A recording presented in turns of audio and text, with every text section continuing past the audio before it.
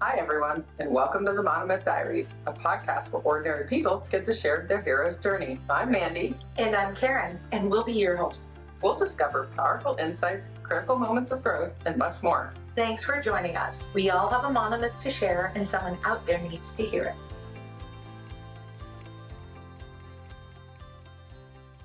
Welcome back to the Monomyth Diaries Shorts. We're to take what you like and leave the rest podcast. Which is actually what we're going to talk about today. The meaning behind the phrase, take what you like and leave the rest. Okay, so I literally learned that phrase from you. So seriously, where did it come from? It's actually an Al-Anon phrase. Mm-hmm.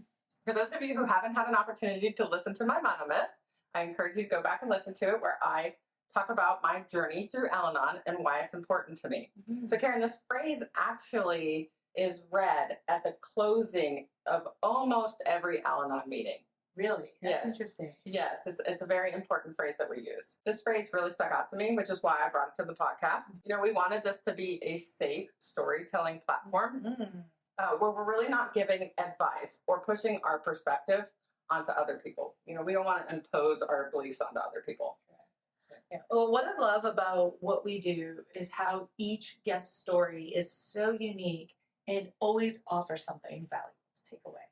Yeah. I think, too, that the phrase, take what you like and leave the rest, makes us focus on the good. You know, it's sort of like that phrase, what you feed grows, right? Or where focus goes, energy grows. That's it. You know that phrase? No, I don't. I'm not joking. I just learned that right now.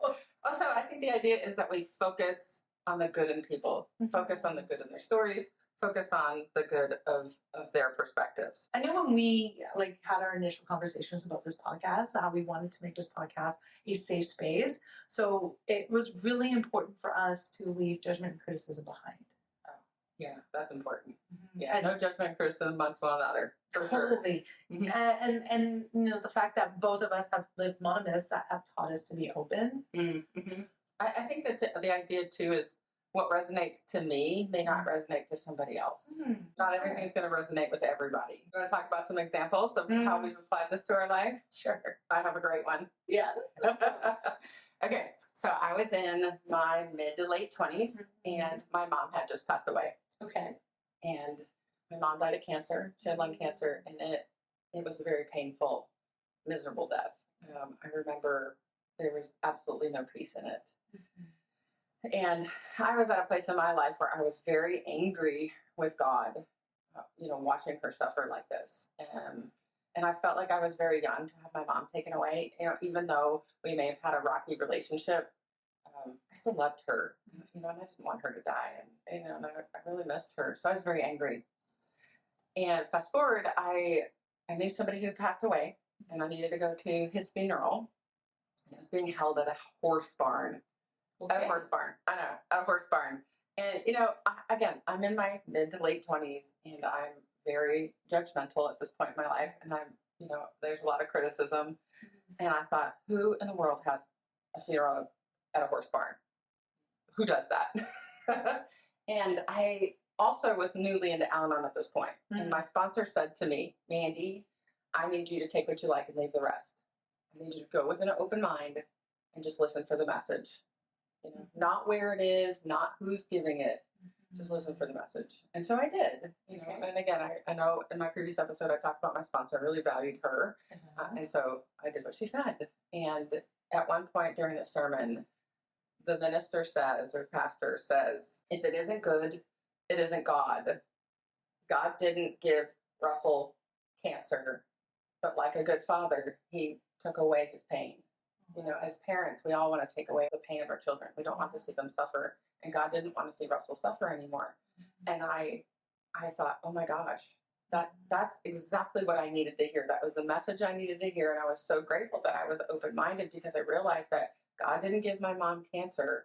I could stop being mad at him. Wow. And so I could move on from that anger and know God was really doing good things. Yeah. Yeah.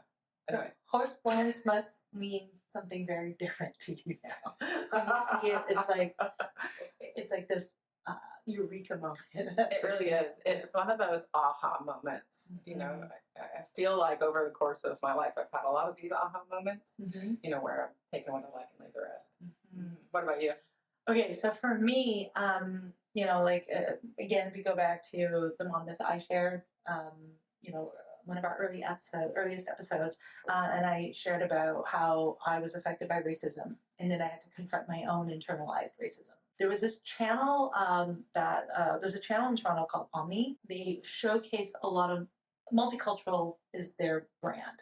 Okay. And so I remembered like I was flipping through channels and I think they were broadcasting like a Bollywood musical. So I remembered like as a kid watching it being broadcast, I was being really judgy and critical about it. Like, oh, I don't like what they're wearing. I don't like their music. I don't like the way they're dancing.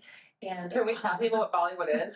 Yes. There might be some listeners who don't know what that is. So Bollywood is basically Hollywood, but in India, and it really celebrates their culture. It's a huge industry. Cinemas here in North America bring more box office sales for Indian films than Hollywood right now. That's how massive Bollywood is. Fast forward when I finally come to my transformative journey where I started confronting my anti-Asian bias and I was in university, I made friends of East Asian descent, but I also made a lot of friends who were South Asian. And in fact, my best friend in university, she's East Indian. She was from Kerala. And another friend of mine who was half Chinese and half Indian. We became best friends. She was my bridal party. She introduced me to watching Bollywood films and the food, and that opened the door to me falling in love and meeting my husband. So I keep saying to people, literally never say never. It's so wild that I went from being someone who was very racist towards like Indian people and culture to being probably the biggest champions, to loving the culture, embracing it, eating their food, cooking their food. I think it's important to note that Venus is Indian. Correct. Thank you. I should have mentioned that. But yeah, yes. To be fair, you know, by the time I really was getting to know him, I'd gotten over the whole thing. But I never pictured I was going to meet and fall in love with an Indian person. And I always say, like, you know, God has a sense of humor. God was like, you know what? I see this in you. You gotta work on that. And I'm really grateful. I'm grateful I had that change. I think about so many friends that I have. So many people I would consider part of my extended family who, when I think about, I would not associate with when I was younger, to like embracing me and having me a part of their community, and for me to do everything I can to support them. Yeah, you'd have really missed out had you not gone through that transformation and been open. Well, thanks, Karen. To our listeners, we'd love to hear from you. How has this mindset of take what you like and leave the rest played a role in your life? And please send us your thoughts, your stories, and your reflections. Your insight might just inspire someone else in their journey. Thank you for joining us on the Monomyth Diaries. If this episode resonates with you or someone you know, we'd love for you to share it and spread the inspiration. Don't forget to follow us wherever you get your podcasts or on YouTube to stay connected. We'd appreciate it if you could take a moment and rate and review the podcast. It helps us reach more people with stories of transformation and growth. You can visit us at monomythdiaries.com or text us directly from the show notes to reach out and keep the conversations going. Until next time, heroes, let's journey together through our monomyths.